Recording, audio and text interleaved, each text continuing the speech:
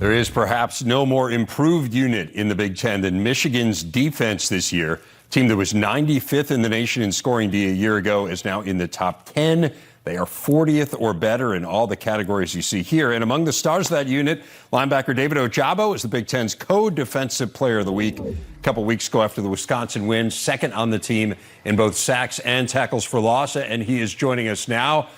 David, really appreciate you taking the time off here during your bye week to spend a few minutes chatting with us. It's hard to argue with 6-0, a great start for you guys.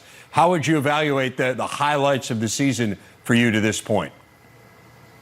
Definitely. Firstly, thank you for having me. And it's just been a great start.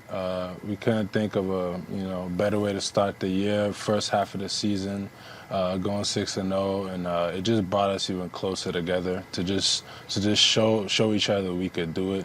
We've had 2 close games, but we pulled through, and again, that just brings us even more closer. It's interesting, David. I was thinking back to being at camp, and when we were watching you guys in the preseason, there were a couple different people, and you kind of say, hey, who are some players I ought to watch here? And a couple different people said, oh, David Ojabo, linebacker. And I kind of nodded and thought, I've vaguely heard of that guy, but I didn't really know who you were. Maybe remembered you from some recruiting lists, but you have really made just this massive jump as people anticipated that you might. How have you done that? How have you gone from a bit player to one of the stars of one of the better defenses in the country? Just really honing into the details of the sport, watching extra film, even getting my body bigger. Just wanting to be great, coming all the way from Scotland, I knew something had to work, had to shake. So this is my junior year, 3rd year, I focused in on and did everything I had to do. Well, you mentioned it. I want to talk about it a little bit. Your background, it is fascinating.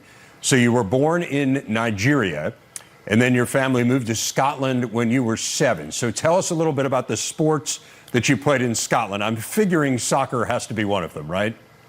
Yeah, definitely. So, in Scotland I played soccer, basketball, but, I also played a whole lot of other sports because I went to international school, you name it, volleyball, badminton, field hockey. I played all, but my main sports was soccer and basketball. Oh, you're in Scotland. I mean, were you playing golf? Were you going to St. Andrews and hitting the links at all?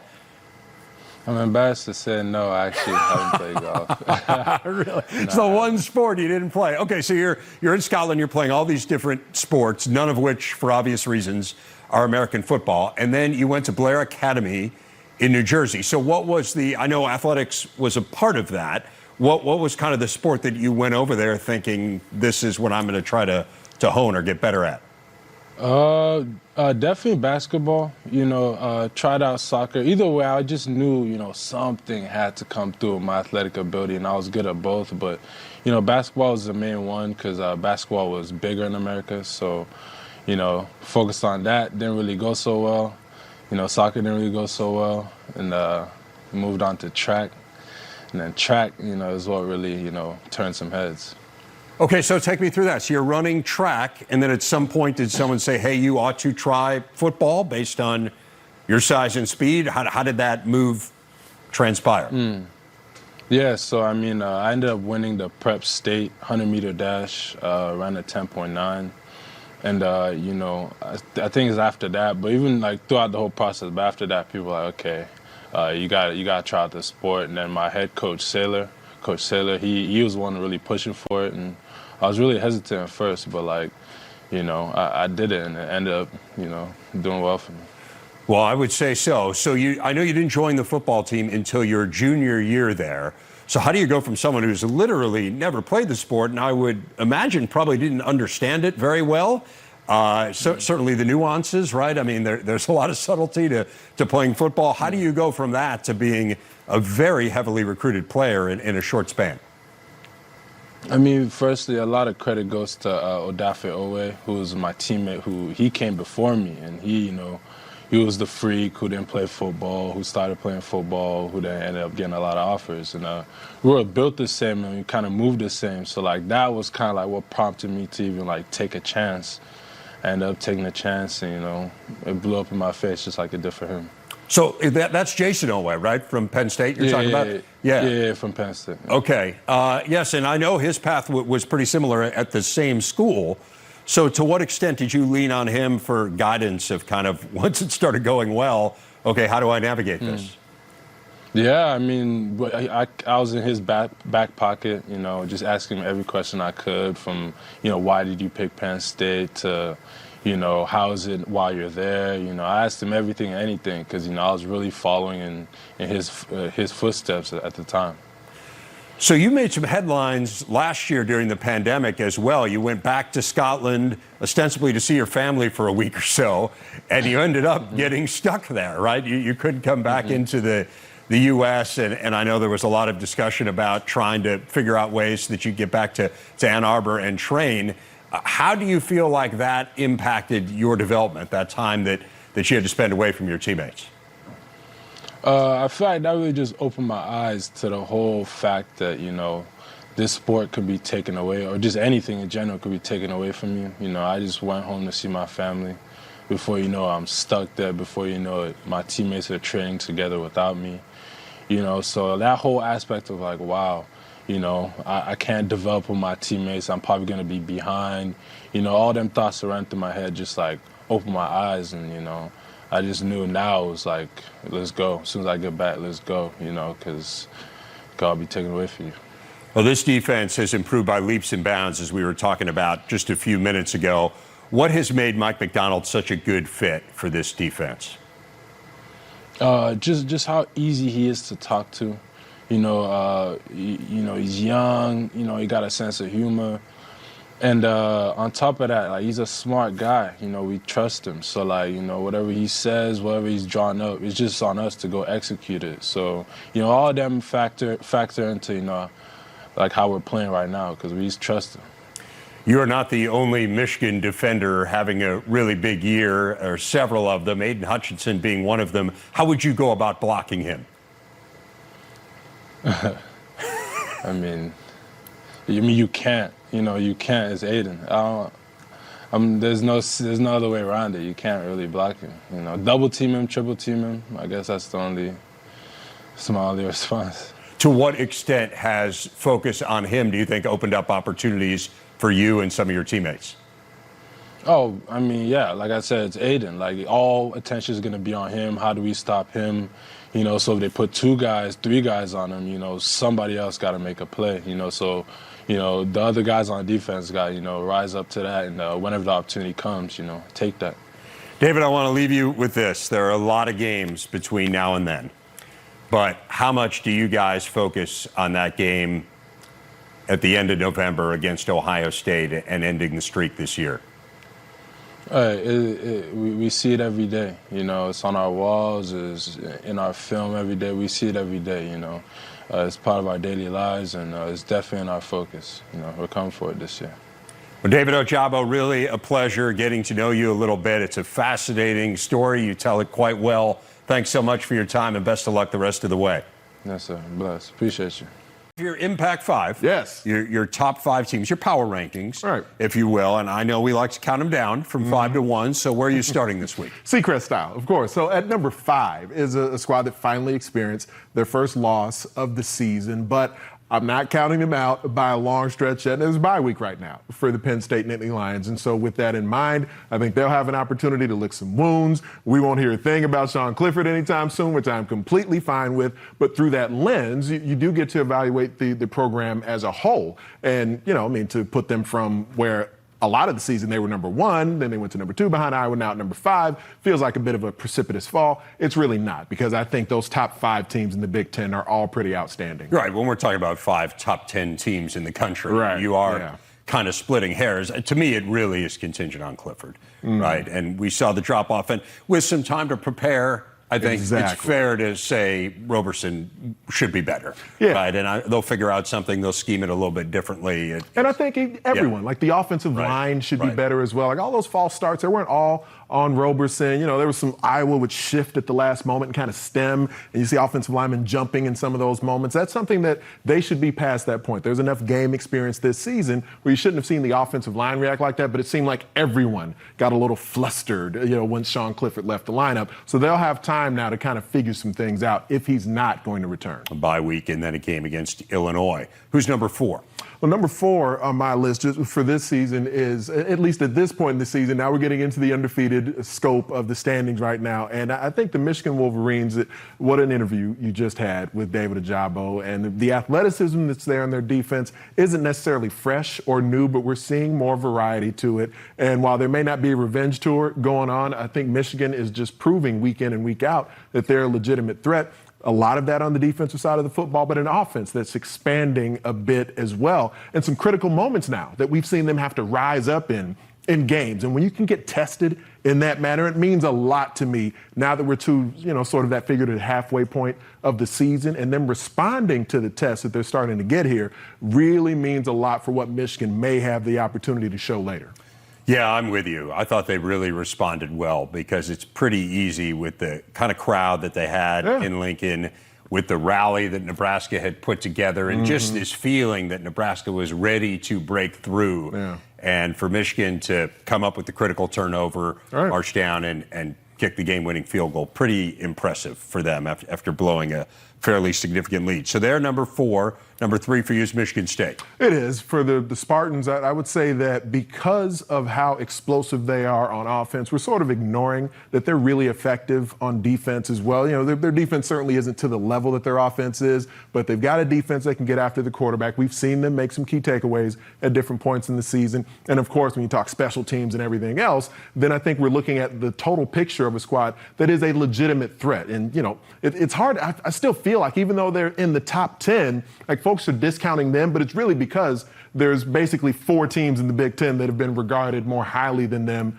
throughout the season. But Michigan State is real, and it's hard to forget about how porous things looked on defense last season, how ineffective the offense was last year. But we have enough tangible evidence right now, and I think to hear the press conferences of Mel Tucker, and we kind of see it through that same Mark D'Antonio lens and just think, all right, here's your Michigan State Spartans. They're going to go slugging it out with people. That's really not who they are, man. I mean, they're towards the bottom of the Big Ten in time of possession. They're towards the top of the country in combustible plays and passing and rushing. This is a team that can legitimately light it up on anyone. Yeah, no doubt. And I think defensively, I've kind of come to the conclusion, I think they're better than some of the stats show. I mean, they're 7th in the Big Ten in yards per play allowed, which is fine. Yeah. Like, I think that you can compete at that level. They're good enough, as you say. They're a havoc team, tackles for loss, sacks, that kind of thing. So if you can come up with a big play here and there, I mean, the offense is just so explosive. So I'm guessing you're keeping Iowa at number 1. So that would mean you have Ohio State at number 2? I do. And I mean, frankly, when you look at the last few weeks here where they're starting to look like the Buckeyes who we expected them to look like, you can make a case maybe they're the most dangerous team in the Big Ten. Maybe they run the table because the next Big Ten game that Ryan Day loses will be the first Big Ten game that Ryan Day loses. But I want to see some of that mettle that I was talking about a moment ago that we're starting to see from some other teams. I want to see Ohio State, when you're in that stare down, when you're in a tight, a close, a hotly contested game, can they show up? Can they rise up in those moments? And can it be consistent on a weekly basis? Because in the championship conversation, that's what you have to be able to do. You're not just going to roll everyone else off the field with this explosive passing attack. So that's what I'm still in wait-and-see mode on the Buckeyes, but I really do like what I've seen in recent weeks. No doubt they're getting better. I think the schedule's helped them here the last few weeks. They get a bye week, then they have Indiana, and then a really big game against Penn State. So Iowa remains at number 1. I think you'd be hard-pressed to find anyone who would argue with it. Hey, man, top squad for right now. And it's not because they're perfect. There are definitely imperfections in the Iowa Hawkeyes, but that's what's so perfect about them, because they thrive in the midst of those imperfections. When things aren't going well, they respond. When a game is hotly contested, whether it's against someone they're favored over or someone they should be blowing out by 30 points, they find a way to make those critical plays in critical moments. It's sort of the antithesis of Nebraska. I was talking about this on Big Ten Radio this morning, where the Cornhuskers, it's a good roster that hasn't found a way to make those critical plays, and they tend to make the critical mistake. That matters in a championship level team, and Iowa consistently is the one thriving in the most important moments. No doubt. Now, it's been really impressive. Again, they're last in the Big Ten in total offense. I get it. I know people are going to nitpick, but it is a really good formula. Talk to me about defense and special teams, too. That matters. Matters big time. Yes. Back on Big Ten today, Michigan State's offense put on a historic show Saturday against Rutgers. Just the 5th FBS team ever to have a 300-yard passer and a 200-yard receiver and rusher in the same game. The second Big Ten team to do it. Wisconsin pulled it off in 2003 against the Spartans, interestingly enough. And the orchestrator of that attack, quarterback Payton Thorne, joining us now. He is today's big interview. And Payton, thanks a lot for joining us. Let me start with this. How does a team go from 2-5 to being 6-0 and ranked in the top 10 in the country in 1 year? What's been the key to this turnaround here? Man, there have been a lot of things that have poured into the turnaround, and we're just focused on day by day and week by week, getting better and doing the things that Coach Tucker is preaching, and the rest of our coaching staff is as well. We got a lot of guys that have bought in, and through the off season, through spring ball and those things, I think has built us up into the start that we've had so far. Was there a moment where you realized, whether it was in the off season or maybe it was in that first game against Northwestern, where, hey, we're a lot better? Yeah, there definitely was. During fall camp and stuff, you kind of realized and you saw the pieces coming together. You saw the running back that we had. You saw the improvements that our offensive line was having and the players that we have on our offensive line, as well as our receiving core. They've been fantastic so far this year. And there are a lot of different parts that play into it. And, guys are doing their job, and it's been fun to be a part of. You personally are off to arguably the best 6-game start that any Michigan State quarterback has ever had. When you think about kind of being in camp and competing for the job and not even really knowing for a while there if you'd be the starter, what have these last 6 weeks been like for you personally? Yeah, it's been fun. Like I said before, just trying to take things each week at a time and not looking too far forward or too far backwards either. Just trying to stay in the moment, stay where we're at, and just keep getting better. It's been a lot of things that have come about, and there's a lot of distractions and stuff that come with it. But it's been fun. It's been a lot of fun to be playing the way that we are, and we're focused on the future and trying to replicate some of the things that we've been doing. What are some of those distractions? In what way has your life changed quarterbacking a top 10 team? Yeah, you got people that you haven't heard from in a while they'll reach out to you, and that's all good and fun. But there's just more people that are in your ear, stuff like that, and you got the social media aspect, and you just try to stay away from that as much as you can, and just stay focused on the things that have gotten us here. And Coach Tucker talks about keeping the main thing, and we're focused on that and the pillars of our program, and just moving forward, sticking with those. So you come from a football family. Your father is the coach at North Central, which is a Division III powerhouse in suburban Chicago, and then his father was the coach of the program before that. How old were you when you started breaking down film and stuff with your dad and your grandpa? Man, it was early. I would say third or fourth grade is kind of when I started to sit down, and my dad never brought me in and said, "Hey, we're watching film. Come here and look at this." It was always my interest, and he never pressed anything on me football-wise or anything like that. So blessed to have both of them as mentors to me and role models to me, and everything that they've done for me, I'm extremely thankful for. But yeah, it's been a long time I've been around them and been around the game. So definitely very fortunate for that. It's pretty amazing too to think that Jaden Reed was your high school teammate at Naperville Central, outside of Chicago. Describe for us what that combination was like in high school, a future superstar receiver and a future Big Ten quarterback. Yeah, it was a lot of fun beginning to play with him. There were a lot of times where I would look out and it would just seem unfair with, the way he was going against some guys. But like I said before, extremely fortunate to be able to call him my friend and my teammate for a long time. It's been a lot of fun over the years playing with him and getting that, chemistry going. And he's a lot more than just a teammate to me. He's a brother, and, definitely been a lot of fun playing with him for a lot of years. And yet it's interesting, you nearly went to Western Michigan. You were committed there before Michigan State came in late. He did go to Western Michigan, as most people know, before transferring to Michigan State. Why do you think you guys, to a certain extent, fell through the recruiting cracks a bit? Yeah, I think there are a lot of different things that go into it. Some guys develop at different times, and some guys do, like you said, just slip through the cracks. I think that Jaden had a couple things different than I did of why he didn't, go super, to a big school right away. But those things are different for everybody, and everybody gets there a different way. And I'm just fortunate to be able to be where I'm at now, and I know Jaden would say the same thing, and we're happy with where we're at. Wouldn't want to play for any other school in the country. So, things play out differently for everybody, and definitely thankful for where I'm at now. What was your role in getting him to Michigan State? Yeah, it was really kind of out of nowhere. He called me. I remember where I was eating lunch, and he called me and just said, hey, I think I'm going to transfer. And it, kind of shocked me a little bit after the year that he had at Western Michigan. And, but, I just kind of asked him why and, what he was thinking. And, I'm not going to lie and say I wasn't excited when I heard that. But, once he said that, I definitely, put my recruiting hat on and tried my best to sell the Spartans, and it wasn't that hard to do so. So definitely glad that he's here, and very happy that we're able to have him on our squad. How would you defend this team? I mean, between Jalen Naylor and Jaden Reed and Kenneth Walker and yourself, how would you, especially as someone who breaks down film all the time, how would you attack this offense if you're a defensive coordinator?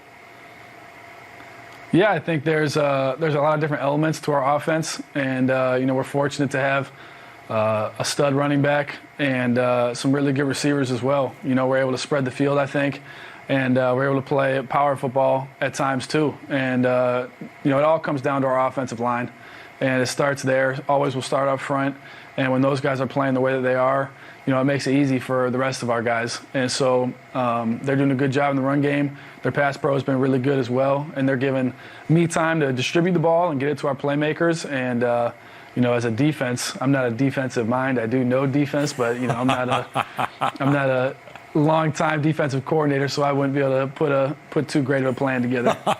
Well, no one else has been able to either, so that'll make you feel a little bit better. What stands out when you watch Kenneth? What makes him so great?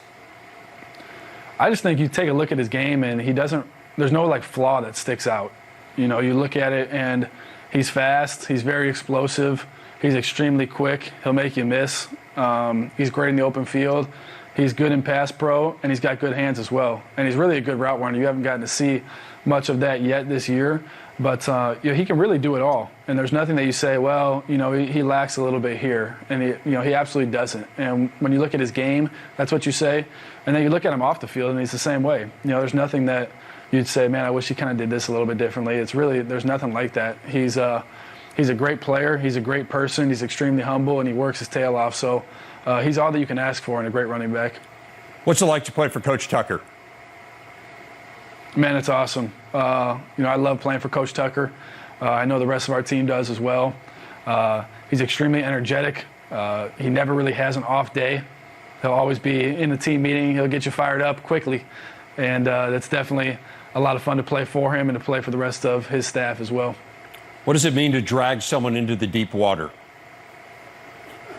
Man, it's about taking people to places that they don't want to go and where we want to. So it's kind of a form of imposing your will on guys, and that's something that you can do in football that you can't totally do in other areas of life or in other sports. So that's something that we focus on, and that's something we believe in, and something that Coach Tucker has definitely preached to us throughout the season. All right, that's clear to me now, because I asked him earlier, and I didn't really totally understand it, but that clarifies it for me.